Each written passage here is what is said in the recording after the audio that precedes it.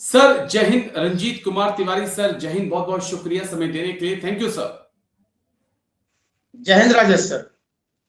Thank you sir, आपने समय दिया। एक बड़ा इंपॉर्टेंट इशू था तो मुझे लगा आपके साथ बातचीत करूं। एआरएसपी को लेकर मेरे पास कुछ जानकारियां उड़ती उड़ती आई। कुछ मेरे जो एआर के रिटायर्ड पर्सन्स हैं जो मेरे संपर्क में हैं, उन्होंने मुझसे कहा सर कि डीजी एआर साहब ने जो है एआरएसपी के लिए थोड़ी सी बातचीत की है। मैंने उसके बाद पूरा नेट खंगालने की कोशिश की, नेट पे तलाशा कि भाई क्या कोई ऐसी बातचीत हुई है, कोई ऐसा प्रपोजल दिया गया। मुझे कुछ नहीं मिला। क्योंकि इंडियन आर्मी को एमएसपी मिलती है तो मुझे लगा कि सेना मेडल के बाद असम राइफल के जवानों को एआरएसपी मिलेगी, लेकिन ऐसा कुछ मुझे जानकारी नहीं मिली। तो मुझे लगा मैं आपके साथ आपसे जुड़ूं, क्योंकि आप असम राइफल के सर्विंग जवानों के साथ संपर्क में हैं। कई जवानों के फोन आपके पास आते जाते रहते हैं। तो क्या इस प्रकार का कोई प्रपोजल दिया गया है? और अगर दिया गया है तो सैल्यूट जनरल लखेड़ा साहब को। देखिए राजेश सर, अभी जैसा कि सबको पता है 8 पे कमीशन का मतलब सेटअप हो चुका है। उनका चेयरमैन वगैरह सब डिटेल हो चुके हैं। तो जब पे कमीशन का सेटअप हो जाता है तो हर डिपार्टमेंट और मतलब जो भी एजेंसीज हैं, कोई भी डिपार्टमेंट है, चाहे वो इंडियन आर्मी हो, चाहे असम राइफल हो या सीएपीएफ के जो दूसरे फोर्सेज है, सभी अपना अपना रिकमेंडेशन देते हैं पे कमीशन को। तो वैसा ही एक रिकमेंडेशन का एक लेटर बना हुआ था। वो सोशल मीडिया कहने का मतलब है कि जो हमारे असम राइफल के सर्विंग जवानों के या एक्स सर्विसमैन के जो व्हाट्सएप ग्रुप है उनमें सर्कुलेट हो रहा था। तो लेटर ये था कि डीजीआर की ओर से, डायरेक्टर जनरल असम राइफल की ओर से पे कमीशन को कुछ रिकमेंडेशन किया गया था। ये मैंने भी देखा था, उसको सेव तो नहीं किया मैंने, और मैंने देखा था, पढ़ा था मैंने। उसके बाद फिर मुझे ये कहीं नजर तो नहीं आया, लेकिन कहीं ना कहीं ऐसी बात होगी तभी तो मतलब वो लेटर बाहर आया। उसमें डीजीआर की ओर से रिकमेंड किया गया था कि असम राइफल जवानों को मिलिट्री सर्विस पे मिलना चाहिए। मतलब मिलिट्री सर्विस पे को वहां पे इन ब्रैकेट लिखा गया था, मतलब असम राइफल सर्विस पे लिखा गया था। बात वही है, मिलिट्री सर्विस पे या असम राइफल सर्विस पे, बात एक ही है, उसी रेट से मिलना चाहिए। जो जवान पेंशन आ चुके हैं यानी एक्स सर्विसमैन है, उनके लिए ओआरओपी की भी रिकमेंडेशन की गई थी कि उनको भी, और जो हमारे असम राइफल के एक्स सर्विसमैन है उनको 1 रैंक 1 पेंशन का बेनिफिट मिलना चाहिए। इस प्रकार से कई सारे रिकमेंडेशन थे, जिनमें सबसे मेन रिकमेंडेशन था सर्विंग पर्सन के लिए मिलिट्री सर्विस पे और एक्स सर्विसमैन के लिए 1 रैंक 1 पेंशन। तो ऐसा मैंने खुद पढ़ा था और देखा था। लेकिन हो सकता है क्योंकि सोशल मीडिया का वक्त है और आजकल एआई का वक्त है, तो कई फेक चीजें भी फैलती हैं। तो हम सोशल मीडिया के ग्रुप पर मुझे लगता है कि इतना ज्यादा ट्रस्ट भी नहीं कर सकते हैं, क्योंकि आजकल कई ऐसे प्रोपेगेंडा हैं जो फैलाई जाते हैं। लेकिन ये तो मानना पड़ेगा कि ये जरूरत है। जिस प्रकार से अगर इंडियन आर्मी के जवान काम करते हैं उनको एमएसपी मिलती है, तो ये जरूरत है कि असम राइफल के जवानों को भी मिले, क्योंकि असम राइफल तो वो है जिसने रहना ही काउंटर इंसर्जेंसी में है। उनके लिए पीस पास कुछ नहीं है, आपको वहीं रहना है सर। जी। 8वें वेतन आयोग में कुछ उम्मीदें असम राइफल के? सर जैसा सबको पता है कि 3rd पे कमीशन तक असम राइफल्स को वही सारी सहूलियतें मिलती थी, वही पे एंड अलाउंसेज मिलते थे जो इंडियन आर्मी को मिलता था। बेशक हम मिनिस्ट्री ऑफ डिफेंस के अंडर में हमारा मतलब एडमिनिस्ट्रेशन कंट्रोल था, लेकिन ऑपरेशनली हम आर्मी के अंडर थे, एमओडी के अंदर ऑपरेशन कर रहे थे। लेकिन 3rd पे कमीशन के बाद 4th पे कमीशन में सीधे ही हमारा जो है कि मतलब बिना हमारा ऑपरेशनल कंट्रोल चेंज किए हुए हमारा पे एंड अलाउंसेज सीपीओज, जिसे आजकल सीएपीएफ कहते हैं, सीपीओज के बराबर यानी सेंट्रल पुलिस ऑर्गेनाइजेशन के बराबर, या यूं कहें कि दिल्ली पुलिस के बराबर कर दिया गया।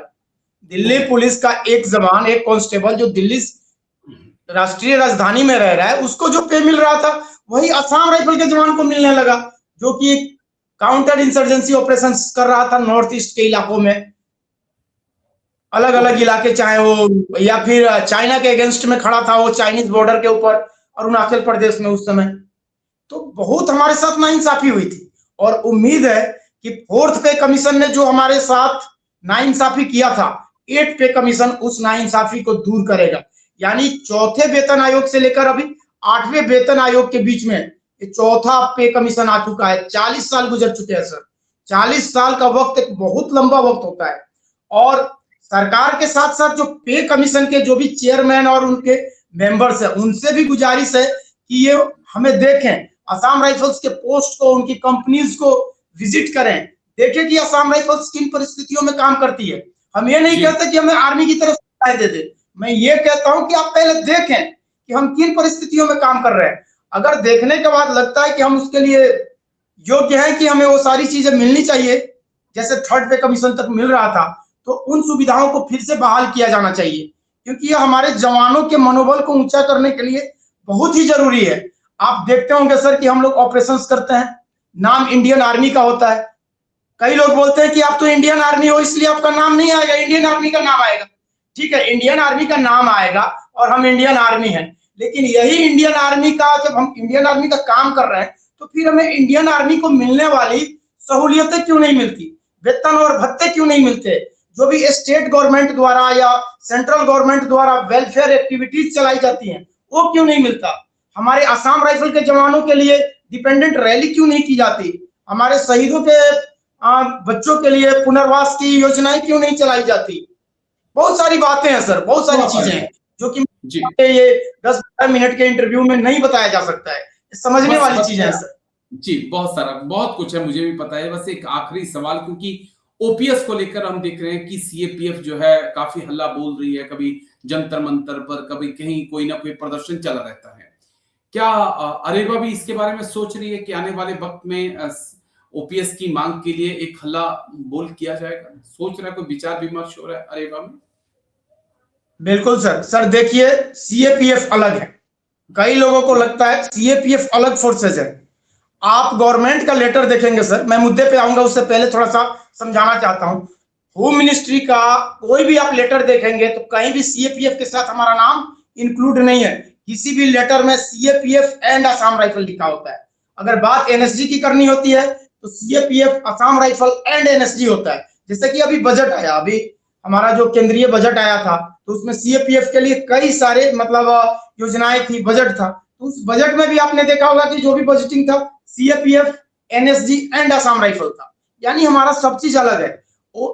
ओपीएस के लिए जो सीएपीएफ वालों ने केस किया है, ठीक है, हमारा एडमिनिस्ट्रेशन उनके साथ है, बल्कि लेकिन हम उनसे अलग है। अगर वो केस भी जीत भी जाता है ना सीएपीएफ वाला, असम राइफल को कभी भी गवर्नमेंट नहीं देगी, क्योंकि गवर्नमेंट तो बोलेगी कि आप सीएपीएफ नहीं हो। गवर्नमेंट को जहां फायदा होगा गवर्नमेंट हमें वही बोलती है, जहां उनको फायदा हो रहा है हमें आर्मी बोलने में, गवर्नमेंट हमें आर्मी बोलती है। जहां फायदा मिलेगा गवर्नमेंट को सीएपीएफ बोलने में, वहां सीएपीएफ बोलेगी।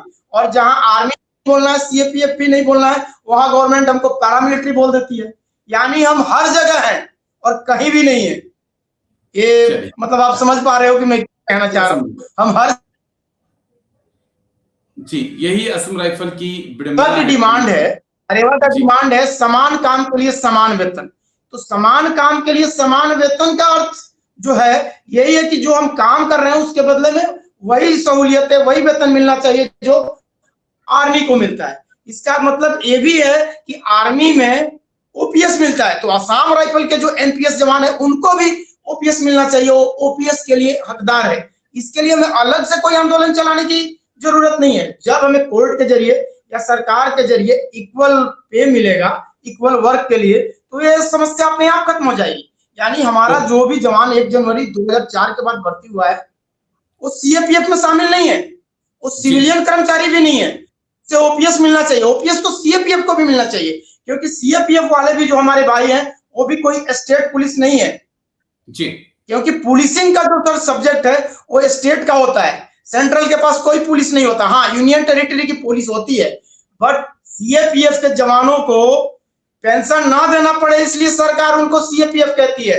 उनको भी 2011 तक पैरामिलिट्री कहा जाता था सीएपीएफ को, अब नहीं कहती है सरकार, इसीलिए कि वो आर्मी जैसी डिमांड ना करे, इसलिए उनको टर्म दिया सीएपीएफ। कहने के लिए सरकार कुछ भी कहे, लेकिन वास्तव में यही चीज है कि सरकार ये चाहती है कि किस प्रकार से बजट की कटौती की जाए, कैसे मतलब कम खर्च में फौज को मतलब चलाया जाए, तो कहीं ना कहीं से वो अपना निकाल लेते हैं जुगाड़। आर्मी में पेंशन वो बंद नहीं कर सकते, इसलिए उन्होंने अग्निवीर का जुगाड़ लगा लिया।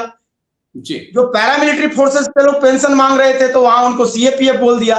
रही बात असम राइफल की, तो असम राइफल बिल्कुल अलग है, और हम आर्मी का काम कर रहे हैं, एमओडी के अंदर ऑपरेशन कर रहे हैं। तो जो एमओडी के, चलिए एमओडी के अंदर जो बाकी फोर्सेज है, वही सेम हमारे साथ, सेम ट्रीटमेंट हमारे साथ भी होना चाहिए, जो कभी नहीं हो रहा है। हाँ, लेकिन चलिए उम्मीद करते हैं कि 8 में जो आपने कहा कि जो चौथे पे कमीशन में चीजें बंद हुई थी, उम्मीद करते हैं कि 8वें वेतन आयोग में वो चीजें फिर से लागू हों, तो ये हमारे असम राइफल के भाइयों के लिए बहुत अच्छा होगा। थोड़ा सा नेटवर्क इश्यू था, लेकिन शुक्रिया फिर भी रंजीत कुमार तिवारी सर, आप आए और इस मुद्दे पे बात किया आपने। थैंक यू सर, जय Hind, take care. Thank you sir, thank you, thank you sir, जय हिंद सर। जय हिंद सर।